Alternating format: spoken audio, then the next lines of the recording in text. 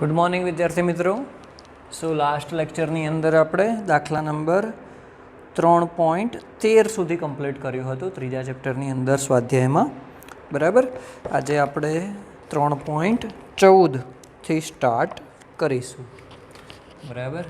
દાખલા નંબર 3.14 થી ઓકે। ચલો સૌથી પહેલાં તો શું કહે છે દાખલો એ સમજીએ કે નીચેના ઉત્પાદન માટે ઓક્સિડેશન પર્યાયમાં કેટલી વિદ્યુતની જરૂર પડશે। એકચ્યુઅલી જે 13મો દાખલો હતો, 12મો દાખલો હતો એના જેવો જ દાખલો છે। તમને શું કીધેલું છે, એની અંદર કેટલી વિદ્યુતની જરૂર પડશે, એટલે કે તમારે શોધવાનું છે કે કેટલા ફેરાડે વિદ્યુત જોઈશે પ્રક્રિયાને પૂર્ણ કરવા માટે, બરાબર। તમને કીધેલું છે કે 1 મોલ, ક્વેશ્ચન છે 1 મોલ ઓફ H2O માંથી, આ લોકો ઇંગ્લિશ પણ નથી રાખ્યું હોય, સંપૂર્ણ ગુજરાતી પણ નથી રાખ્યું હોય, 1 મોલ ઓફ H2O માંથી એવું લખ્યું છે। બોલો, સિમ્પલ એવું લખવું જોઈએ, 1 મોલ H2O માંથી O2 બનાવવાનો છે, બરાબર। તો આ પ્રક્રિયા થવા માટે કેટલા ફેરાડે વિદ્યુત જોઈશે। તો સૌથી પહેલાં તો હું એ લખીશ કે H2O જે છે એની અંદર હાઇડ્રોજનનો ઓક્સિડેશનાંક +1 છે,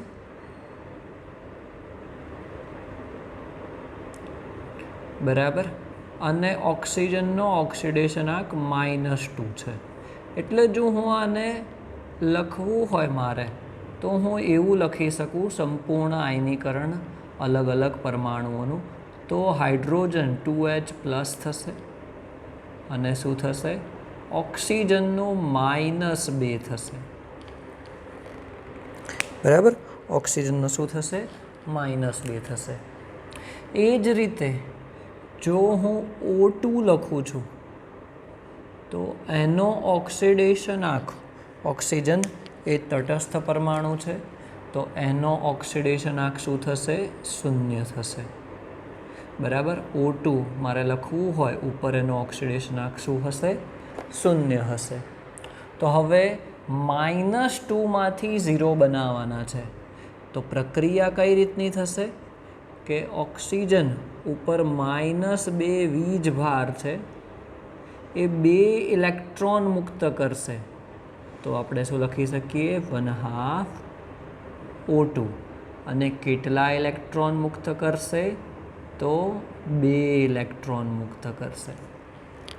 તો એના ઉપરથી તમને હવે આઈડિયા આવવો જોઈએ, 2 ઇલેક્ટ્રોન એટલે જે આગલા લેક્ચરમાં કર્યું હતું એ જ વસ્તુ અહીંયા કરવાની છે। 2 ઇલેક્ટ્રોન એટલે કેટલા થશે, 2 ફેરાડે, બરાબર। તો 2 ફેરાડે એટલે 2 × 96,487, આનો જે જવાબ આવે એટલા કુલમ્બ વિદ્યુત ભારની જરૂર પડશે। સિમ્પલ છે। ચલો એ જ રીતનો બીજો દાખલો છે,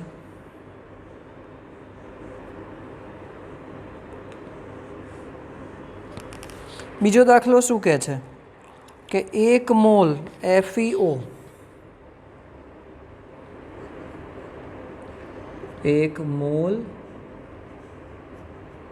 FeO માંથી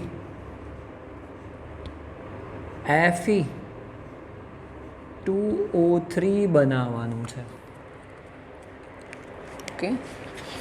તો સૌથી પહેલાં જો હું અહીંયા જ લખી દઉં છું કે Feનો અહીંયા કેટલો વીજભાર હશે, +2 હશે, ઓક્સિજનનો -2 હશે, અહીંયા Feનો કેટલો વીજભાર હશે, +3 વીજભાર હશે, બરાબર।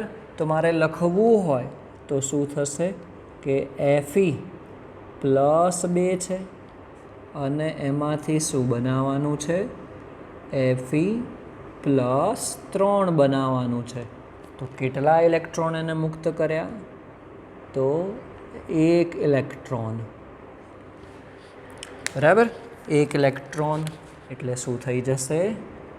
1 ફેરાડે. તો એનો મતલબ તો શું થયો કે કેટલો વિદ્યુત? 96,487 કુલમ વિદ્યુત ભાર જોઈશે. બરાબર, આ તમારો જવાબ આવી ગયો 96,487 કુલમ. તો સિમ્પલ ઓક્સિડેશન પ્રક્રિયા ઉપરથી જેટલા ઇલેક્ટ્રોન મળ્યા, ઇલેક્ટ્રોનની સંખ્યા એ જ ફેરાડેની સંખ્યા, અને એ તમારો વિદ્યુત થઈ જશે. ઓકે, ચલો દાખલા નંબર 3.14 પૂરો થયો. એના પછીનો છે દાખલા નંબર 3.15, અને આ રીતના દાખલા નીટ JEE MCQમાં પણ પૂછતા હોય છે. બરાબર, દાખલો શું છે કે 5 એમ્પિયર પ્રવાહનો 20 મિનિટ માટે ઉપયોગ કરી NiNO3 ટ્વાઇસ ના દ્રાવણનું પ્લેટિનમ વિદ્યુત ધ્રુવો વચ્ચે વિદ્યુત વિભાજન કરવામાં આવે તો કેથોડ ઉપર Niનું કેટલું દળ નિક્ષેપિત થશે? બરાબર, તમને અહીંયા કહી દીધેલું છે કે કેથોડ ઉપર શું મળશે? નિકલ ધાતુ મળશે. તો કેટલું દળ, કેટલો નિકલ મળશે એ આપણે શોધવાનું છે. તો આપણને જે ઇન્ફોર્મેશન જે આપેલી છે સૌથી પહેલાં તો એ લખી નાખીએ. તમને એવું કીધું છે કે 5 એમ્પિયરનો વિદ્યુત પ્રવાહ 20 મિનિટ સુધી વહન કરાવવાનો છે. તો સૌથી પહેલાં તો આપણને I આપેલો છે. કેટલો આપેલો છે? 5 એમ્પિયર. બીજું શું આપેલો છે? ટાઈમ આપેલો છે 20 મિનિટ તમને આપેલો છે. બરાબર, આપણે એને સેકન્ડમાં ફેરવીશું તો શું થઈ જશે? 20 ગુણ્યા 60 એટલે કે 1200 સેકન્ડ થઈ જશે.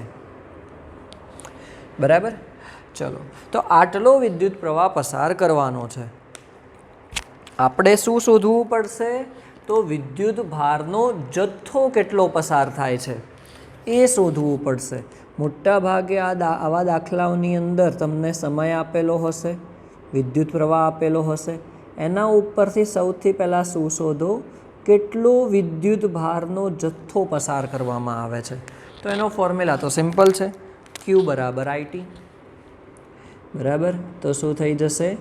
5 એમ્પિયર છે ગુણ્યા 1200, તો 12 × 5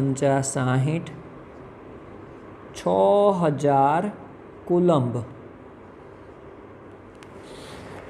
વિદ્યુત ભારનો જથ્થો એ વિદ્યુત વિભાજ્ય દ્રાવણમાંથી પસાર કરવામાં આવે છે. આના ઉપરથી આપણને એ ખબર પડે. બરાબર, હવે આપણે જોઈએ કે NiNO3 ટ્વાઇસ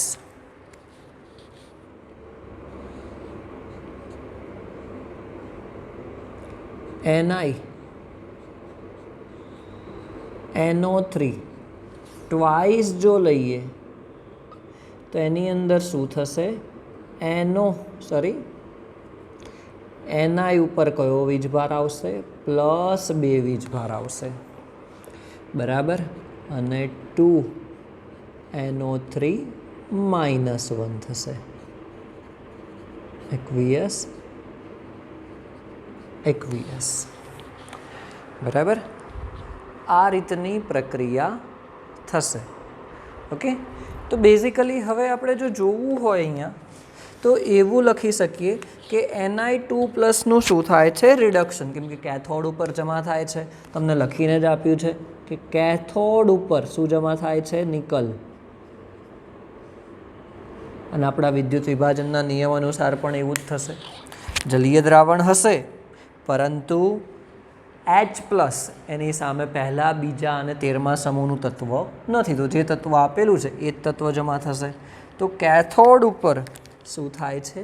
નિકલ ધાતુ જમા થાય છે. તો કેટલી થશે, કઈ રીતે થશે? એ Ni+2 છે, એ શું કરશે? 2 ઇલેક્ટ્રોન મેળવશે કેમ કે +2 છે, અને શું બનાવશે? Ni સોલિડ બનાવશે. બરાબર. આના ઉપરથી આપણને શું ખબર પડી? આના ઉપરથી આપણને ખબર પડી કે 1 મોલ Ni+2 એ 2 ઇલેક્ટ્રોન એટલે કે 2 ફેરાડે વિદ્યુત પ્રવાહ પસાર કરીએ ત્યારે આપણને 1 મોલ Ni, અહીંયા શું થઈ જશે? 1 મોલ Ni એટલે કે 1 મોલ એટલે શું થશે? એના પરમાણવીય દળ જેટલું દળ, તો તમને કૌંસમાં આપેલું હશે, એનું પરમાણવીય દળ છે 58.7 ગ્રામ.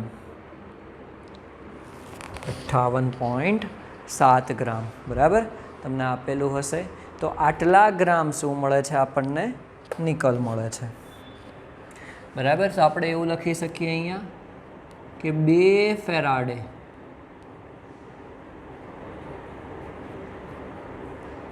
વિદ્યુત પ્રવાહ આપણે પસાર કરીએ છીએ અને એનાથી કેટલા ગ્રામ મળે છે? આ જનરલ પ્રક્રિયા છે. બરાબર. કેટલા મળે છે? 58.7 ગ્રામ નિકલ મળે છે. બરાબર. 2 ફેરાડ એટલે કેટલા થશે? 2 ગુણ્યા 96,487. બરાબર, એટલા કુલમ્બ થઈ જશે. હવે તમે કેટલો વિદ્યુત પ્રવાહ પસાર કરેલો છે? ટેક્સ્ટબુકમાં આપણને આપેલું છે કે 5 એમ્પિયર 20 મિનિટ સુધી. એટલે આપણે કેટલો વિદ્યુત ભારનો જથ્થો પસાર કરેલો છે? તો 6000 કુલમ્બ. આ તો જનરલ પ્રક્રિયા છે, આપણી આઈડિયલ પ્રક્રિયા. પણ આપણે પસાર કેટલો કરેલો છે? 2 ફેરાડે કરીએ તો આટલા ગ્રામ મળે. આપણે જેટલો પસાર કર્યો છે એના આધારે આપણને નિપજ મળશે. તો આપણે પસાર કર્યો છે 6000 કુલમ્બ. તો 6000 કુલમ્બ જો આપણે પસાર કરીએ વિદ્યુત પ્રવાહ, તો પછી કેટલા ગ્રામ નિકલ મળશે? તો કેલ્ક્યુલેશન સિમ્પલ છે. 6000 ગુણ્યા 58.7 ભાગ્યા 2 ગુણ્યા 96,487. બરાબર. આનો જે જવાબ આવે એટલા ગ્રામ નિકલ મળ્યો હશે. એટલા ગ્રામ નિકલ મળ્યો હશે. બરાબર. સિમ્પલ છે. તમે જોઈ કેલ્ક્યુલેશન આપણે કઈ રીતે કરી. દાખલો ફરીથી વાંચીએ. શું કહે છે કે 5 એમ્પિયર પ્રવાહનો 20 મિનિટ માટે ઉપયોગ કરવામાં આવ્યો છે. એટલે જે વિદ્યુત વિભાજ્ય દ્રાવણ છે એની અંદર 5 એમ્પિયર વિદ્યુત પ્રવાહ પસાર કરવામાં આવ્યો છે. કેટલા મિનિટ સુધી? તો 20 મિનિટ સુધી. તો આપણે Q = IT ફોર્મ્યુલાના આધારે મિનિટને હંમેશા સેકન્ડમાં ફેરવવાનું રહેશે, યાદ રાખજો. બરાબર. તો આપણે કુલમ્બ શોધ્યો કે પર સેકન્ડ 6000 કુલમ્બ આપણે ટોટલ શું કરે? 20 મિનિટ સુધી, એટલે કે આટલા કુલમ્બ 1200 સેકન્ડની અંદર આટલા કુલમ્બ વિદ્યુત ભાર પસાર કરેલો છે. હવે આપણે આઈડિયલ ઇક્વેશન લખ્યું NiNO3નું. એમાં Ni+2 છે. તો કેથોડ ઉપર આવી પ્રક્રિયા થાય કે 2 ઇલેક્ટ્રોન મેળવે તો તમને 1 મોલ નિકલ એટલે કે 58.7 ગ્રામ નિકલ મળે. બરાબર. હવે 2 ઇલેક્ટ્રોન એટલે કે 2 ફેરાડે. તો આ આપણે જે રીતે આપણે તત્વયોગ મિતિના દાખલા ગણતા હતા એ જ રીતનો એવો દાખલો થઈ ગયો છે. બરાબર. કે 2 ફેરાડેથી આટલા મળે છે, એટલે કે 2 ગુણ્યા 96,487 કુલમ્બથી આટલા મળે છે. તો આપણે 6000 કુલમ્બ વિદ્યુત પ્રવાહ પસાર કર્યો, તો તેનાથી કેટલા મળશે? સિમ્પલ હતો દાખલો. 2.15. બરાબર. આ રીતના દાખલાઓ ઘણી વખત પૂછાય છે નીટ JEEના MCQમાં. તો સૌથી પહેલાં સિમ્પલ છે કે તમે Q ફાઇન્ડ આઉટ કરો. પ્રક્રિયામાં જે પ્રક્રિયા થતી હોય એમાં જે પણ વીજ ભારિત હોય એના આધારે રિડક્શન કીધું હોય તો રિડક્શન, કેથોડ ઉપર એનોડ ઉપર કીધું હોય તો તેનું ઓક્સિડેશન. એ આધારે આઈડિયલ પ્રક્રિયા લખો, એના મોલ કેટલા મળે છે એના આધારે નિપજ નક્કી કરો કેટલા ગ્રામ મળે છે, અને પછી તમારો દાખલો ગણો. સિમ્પલ છે. ચલો ત્યારબાદ આપણે જોઈએ 3.16. 3 વિદ્યુત વિભાજન કોષ ABC જે અનુક્રમે ZnSO4, AgNO3 અને CuSO4ના દ્રાવણ ધરાવે છે, તેમને શ્રેણીમાં જોડેલા છે. કોષ બીમાં 1.45 ગ્રામ સિલ્વર કેથોડ ઉપર જમા થયું ત્યાં સુધી 1.5 એમ્પિયર સ્થિર પ્રવાહ પસાર કરવામાં આવ્યો. તો કેટલા સમય માટે પ્રવાહનું વહન થયું હશે અને કોપર અને ઝિંકના કેટલા દળ નિક્ષેપિત થયા હશે? બરાબર. તો ક્વેશ્ચન 1 ને 2 ની 3 વખત વાંચજો. હું પહેલેથી કહેતો આવ્યો છું, તમને 3 વિદ્યુત વિભાજન કોષ આપેલા છે. બરાબર. કયા કયા? એક એ કોષ છે, એક બી કોષ છે અને એક સી કોષ છે. બરાબર. તો એ કોષ તમને શું કીધેલો છે કે ZnSO4 છે. બી કોષ તમને શું કીધેલો છે? AgNO3 છે. અને સી કોષ તમને કીધેલો છે CuSO4. બરાબર. આ 3 કોષ આપેલા છે તમને, ZnSO4, AgNO3 અને CuSO4. હવે તમને એમાં શું કીધેલું છે કે 1.45 ગ્રામ સિલ્વર શું કરેલું છે કે આપણે અહીંયા લખીએ છીએ કે 1.45 ગ્રામ સિલ્વર જમા થયું ત્યાં સુધી કેટલો વિદ્યુત પ્રવાહ પસાર કર્યો છે? 1.5 એમ્પિયર. આપણને ટાઈમ નથી કીધો, પણ આપણને એ કહી દીધું છે કે અહીંયા 1.5 એમ્પિયર વિદ્યુત પ્રવાહ પસાર કર્યો છે. એ વખતે 1.45 ગ્રામ Ag જમા થાય છે. બરાબર. ક્વેશ્ચનને બરાબર સમજવાનો. તો આ દરમિયાન પ્રવાહનું વહન કેટલા સમય માટે થયું હશે એ તમારે જાણવાનું છે.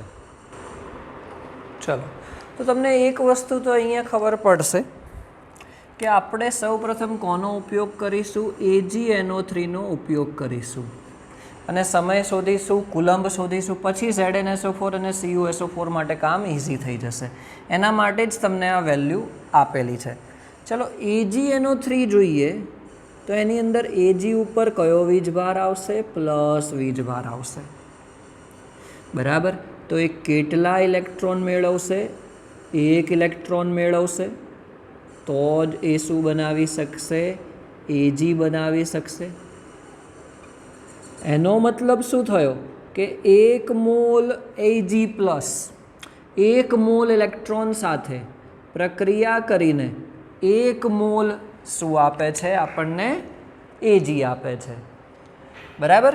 તો 1 મોલ ઇલેક્ટ્રોન એટલે આપણે શું કહી શકીએ? 1 ફેરાડે ઇલેક્ટ્રોન. 1 મોલ Ag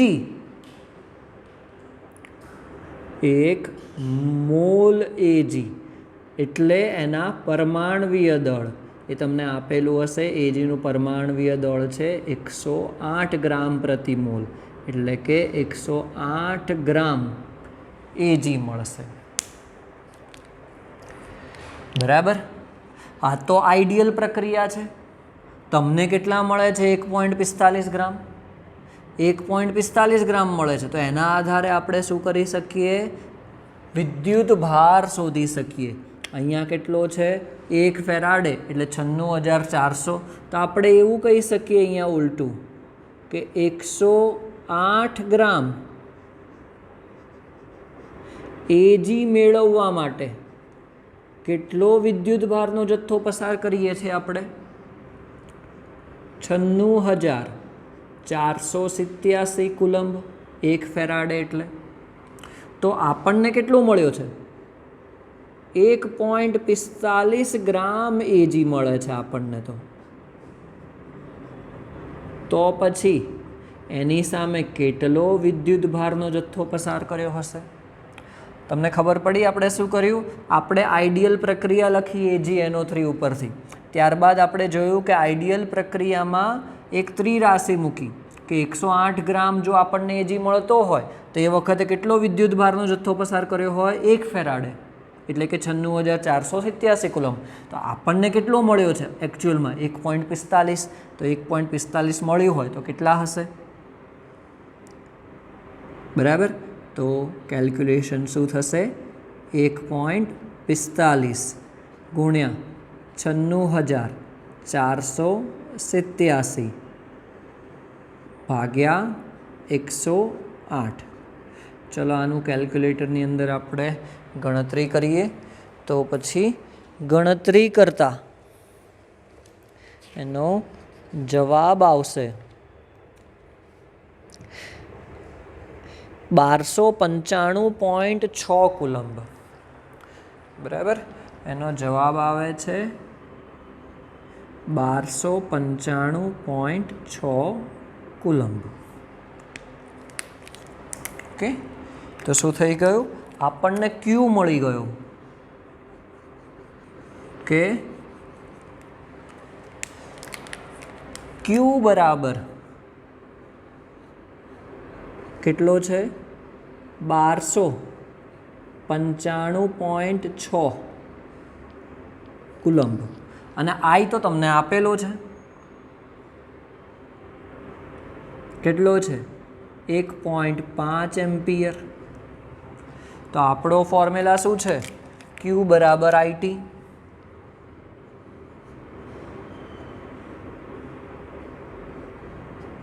તો આપણે ટાઈમ શોધવાનો છે. તો ટાઈમ T બરાબર Q/I કરીને શોધી શકીએ કે 1295.6 ભાગ્યા 1.5. અહીંયા જે પણ જવાબ આવે એ શેમાં આવશે? જવાબ તમારો સેકન્ડમાં. બરાબર.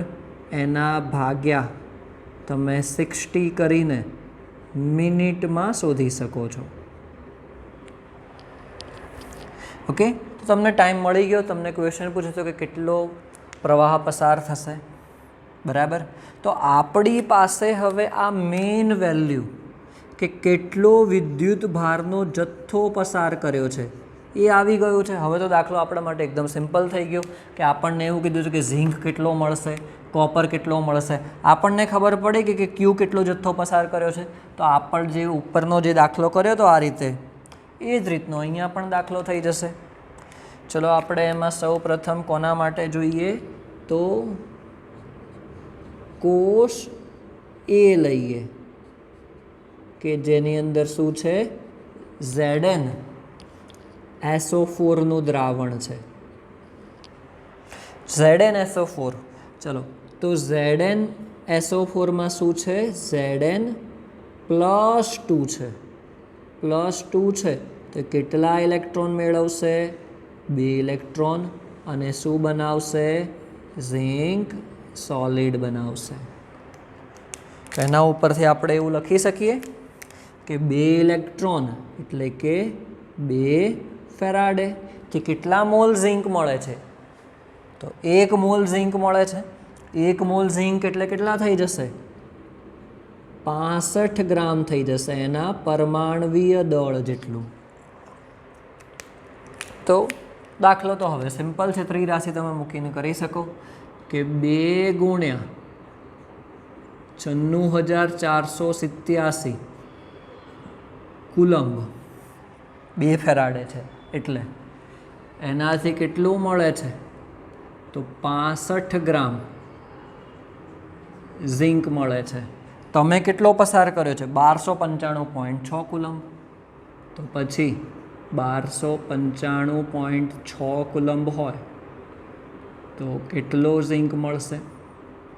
તો 65 ગુણ્યા 1295.6 ભાગ્યા 2 × 96,487 આનો જે જવાબ આવે એટલા ગ્રામ ઝીંક મળ્યો હશે. બરાબર, સિમ્પલ છે. ચલો એ જ રીતે હવે કોષ 2 માટેની પ્રક્રિયા છે એ તમારે જાતે કરવાની છે. ટ્રાય કરો CuSO4 માટે જે રીતે આ પ્રક્રિયા કરી છે એવું જ થશે. Cu પણ +2 વીજભાર આવશે, Cu+2. તો એના આધારે પ્રક્રિયા કરીને જુઓ કે શું થશે. બરાબર, સિમ્પલ દાખલો હતો. થોડો તમને એવો લાગશે કે શરૂઆત ક્યાંથી કરવી, પણ દાખલાને વાંચો, શું શોધવું છે એ બરાબર જુઓ, એના આધારે તમારો જવાબ આવશે. બરાબર, ચલો તો 3.16 કમ્પ્લીટ થયું. એના પછી જોઈએ આપણે 3.17. ચલો 3.17 શું કહે છે કે આપેલ પ્રમાણિત વિદ્યુત ધ્રુવ પોટેન્શિયલનો ઉપયોગ કરીને અનુમાન કરો કે નીચેના વચ્ચે પ્રક્રિયા શક્ય છે કે નહીં. વિદ્યુત ધ્રુવ પોટેન્શિયલનો ઉપયોગ કરવાનો છે. 3.17 તમને પેજ નંબર 71 ઉપર પ્રમાણિત વિદ્યુત ધ્રુવ પોટેન્શિયલ તમને આપેલા છે. બરાબર, પ્રમાણિત વિદ્યુત ધ્રુવ પોટેન્શિયલ તમને આપેલા છે. તો શું કરો કે તમારે જોવાનું છે કે અહીંયા હું લખી દઉં છું કે એનો જવાબ ધન આવે.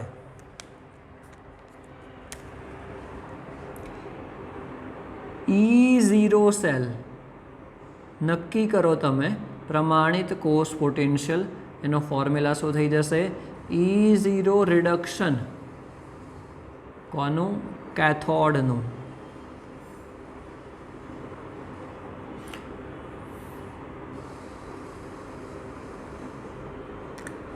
Minus E0 reduction ક્યાંનું?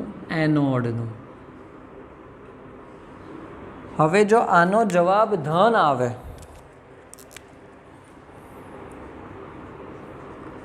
આનો જવાબ ધન આવે,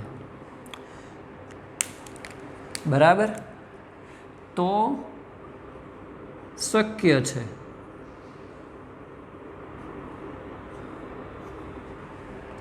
અને જો એનો જવાબ ઋણ આવે,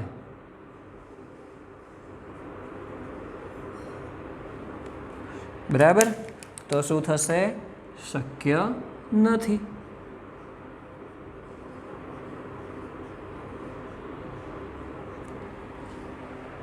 બરાબર, ચલો તો આપણે જોઈએ એની અંદર જે પહેલું આપેલું છે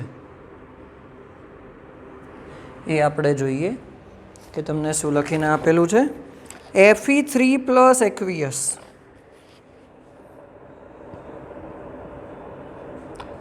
Fe3 + aqueous અને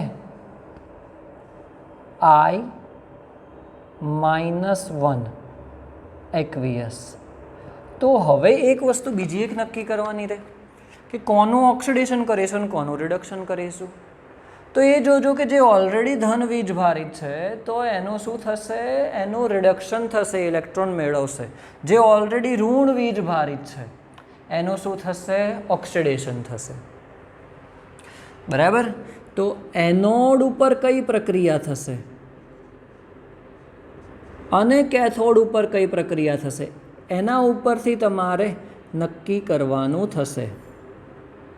બરાબર, તો જે એનોડ ઉપર ઓક્સિડેશન થાય, હવે પહેલાંથી ઋણ વીજભારિત કોણ છે? I- છે. તો એનું શું થશે? ઓક્સિડેશન થશે કે I-1 છે. એક્વિયસ એ એક ઇલેક્ટ્રોન મુક્ત કરીને શું બનાવશે? 1/2 I2 બનાવશે અને શું કરશે? તે એક ઇલેક્ટ્રોન મુક્ત કરશે. એ જ રીતે કેથોડ ઉપર Fe+3 છે, એનું શું થશે? રિડક્શન થશે. તો Fe+3 એ કેટલા ઇલેક્ટ્રોન મેળવશે? તો તે એક ઇલેક્ટ્રોન મેળવશે. તો શું બનાવશે? તે Fe+2 બનાવશે. તો આ પ્રક્રિયા લખવી ખૂબ જ જરૂરી છે નક્કી કરવા માટે કે એનોડ કોણ છે, કેથોડ કોણ છે અને કયા પ્રકારનું ઓક્સિડેશન રિડક્શન પ્રક્રિયા થાય છે. ઓકે, ચલો. તો હવે આપણને ખબર પડી ગઈ કે આયોડિનનું ઓક્સિડેશન થાય છે I-1નું અને કેથોડ ઉપર Fe છે એનું શું થાય છે, રિડક્શન થાય છે. તો પેજ નંબર આપણે 71 ઉપર હવે એના રિડક્શન પોટેન્શિયલ જોઈએ. આપણો ફોર્મ્યુલા મેં અહીંયા ઉપર લખેલો છે, બરાબર. તો એની અંદર આપણે શોધીએ કે આયોડિન એનો રિડક્શન પોટેન્શિયલ આપણને આપેલો છે અને બીજો આયરન Fe, બરાબર. Fe આપણે લખીએ અહીંયા કે E0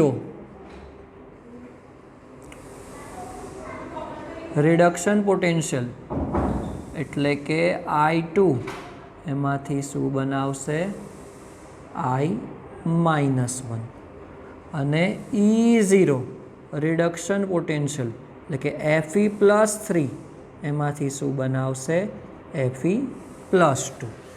ચલો, આયોડિનનો આપણને શું આપેલો છે, I2 છે, તો એ શું કરે છે, 0.54 તમને ટેક્સ્ટ બુકમાં આપેલો છે, 0.54 વોલ્ટ, બરાબર. અને બીજો તમને શું આપેલો છે, Feનો તમને આપેલો છે, જો Fe+3 થી Fe+2 એનો તમને આપેલો છે 0.77 વોલ્ટ, બરાબર. ચાલો, તો હવે આ કિંમતો આપણે અહીંયા મૂકીએ, ફોર્મ્યુલા એપ્લાય કરીને કે E0 સેલ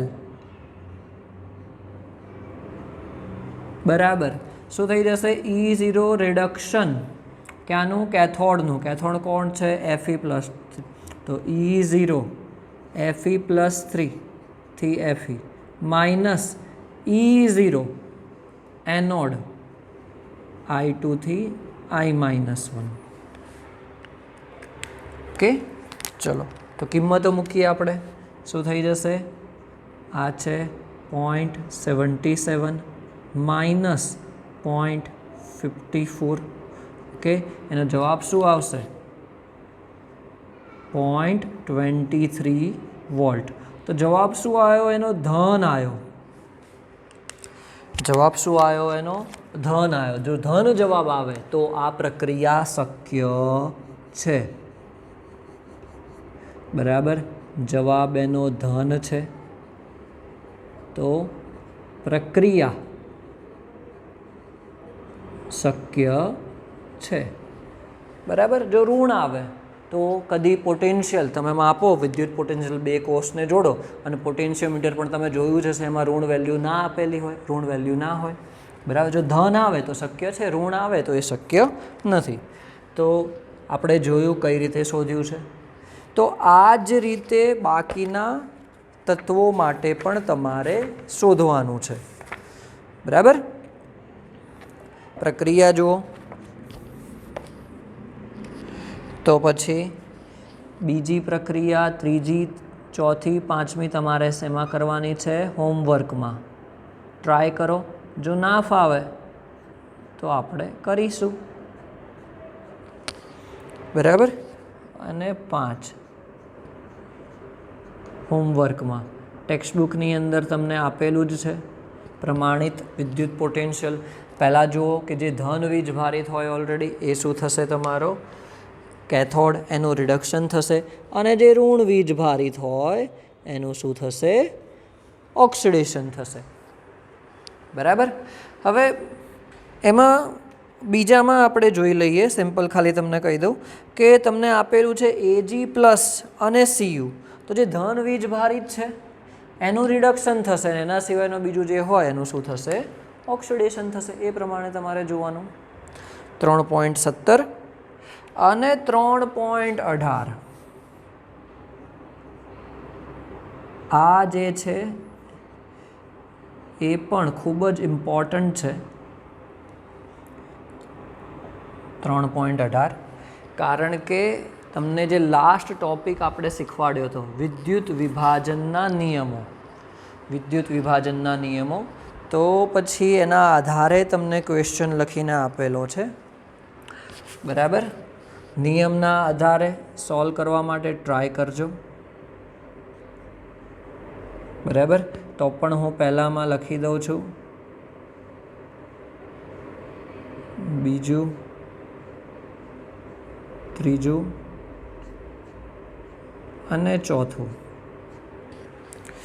ઓકે, જે પહેલું છે એ ઓકવર્ડ છે, બીજું, ત્રીજું, ચોથું તમને ઇઝીલી ફાવી જશે. એમાં પ્લેટિનમ વિદ્યુત ધ્રુવ આપેલો છે, મેં તમને નિયમ લખાયેલો છે પ્લેટિનમ વિદ્યુત ધ્રુવ સાથેનો. જ્યારે પણ યાદ રાખજો, જ્યારે પણ જલીય દ્રાવણ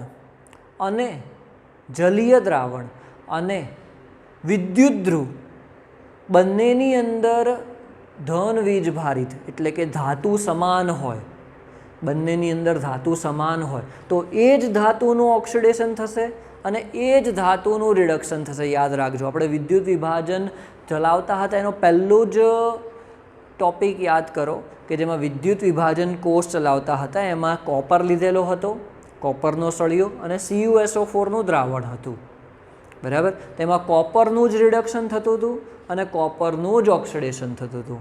એવું જ કંઈક અહીંયા થશે. પહેલું તમને આપ્યું છે કે AgNO3નું જલીય દ્રાવણ સિલ્વર વિદ્યુત ધ્રુવ સાથે.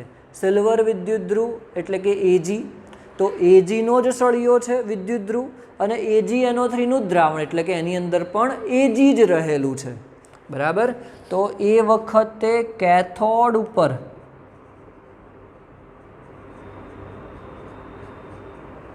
Ag મળશે એટલે કે એનું જ રિડક્શન થશે અને એનોડ પર પણ Ag જ મળશે, એનોડ ઉપર પણ Ag જ મળશે. આ વસ્તુ તમારે યાદ રાખવાની છે કે જ્યારે પણ વિદ્યુત ધ્રુવ અને દ્રાવણ એક સમાન હોય, બરાબર, વિદ્યુત ધ્રુવ અને દ્રાવણ એક સમાન હોય ત્યારે એ જ ધાતુનું ઓક્સિડેશન થશે અને એ જ ધાતુનું રિડક્શન થશે. ઓકે, ચલો બીજું તમને આપ્યું છે AgNO3નું જલીય દ્રાવણ પ્લેટિનમ વિદ્યુત ધ્રુવ સાથે. ત્રીજામાં પણ H2SO4નું પ્લેટિનમ છે, ચોથામાં પણ H2SO4નું પ્લેટિનમ છે. તો નિયમો સરખી રીતે વાંચો અને એના આધારે, નિયમોના આધારે તમને સરળતાથી એનો જવાબ મળી રહેશે. તો એ હોમવર્કમાં ટ્રાય કરવાનું છે. ઓકે, તો આ સાથે સ્વાધ્યાય આપણું પૂરું થયું. બીજી એક વસ્તુ ખાસ નોટ કરવાની છે કે ઉદાહરણના જે દાખલા છે, ઉદાહરણનો જે કોયડો 3.1, 3.2, 3.3 સોલ્વ થઈ જવા જોઈએ. એકદમ સિમ્પલ છે, જે આગળ દાખલા ગણ્યા છે એ જ રીતના છે. 3.4, 5 નથી કરવાના, એ સિલેબસમાંથી કટ કરી નાખ્યા છે. છઠ્ઠો 7, 8, 9 એ પણ નથી કરવાના, બરાબર. તો એ સાથે 3.10 તમારે કરવાનો રહેશે. આપણું ચેપ્ટર અહીંયા પૂરું થાય છે, બરાબર. નેક્સ્ટ લેક્ચરથી આપણે ચોથું ચેપ્ટર સ્ટાર્ટ કરીશું, બરાબર. Thank you.